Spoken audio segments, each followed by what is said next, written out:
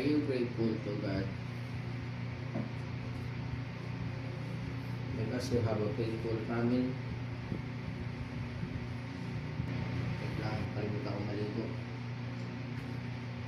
Looking back when I was a kid, I'm super grateful to God that I was raised from a Christian family. My mama is a song leader until now, and my papa was part of the technical group when he was still alive.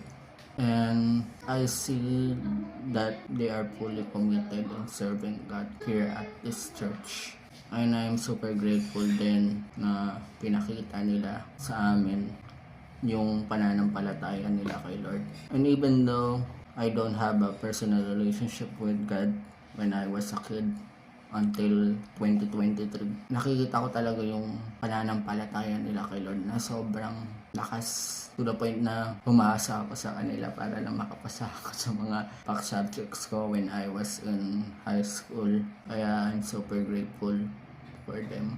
And I want you to remind of your parents as well, how they are faithful to God when they're seeking Him. I know some of you na walang parents, hindi Christian, walang pananampalataya kay Lord.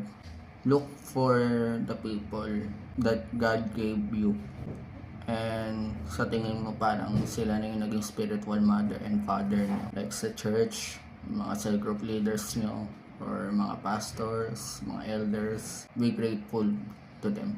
And without them, hindi mo makikilala si Jesus sa buhay mo. You will not know the gospel. You will not know that Jesus is the only way to salvation. Kaya, I want you to give thanks to those people. Even if they're not your biological parents, thank them. So, yun lang. God bless.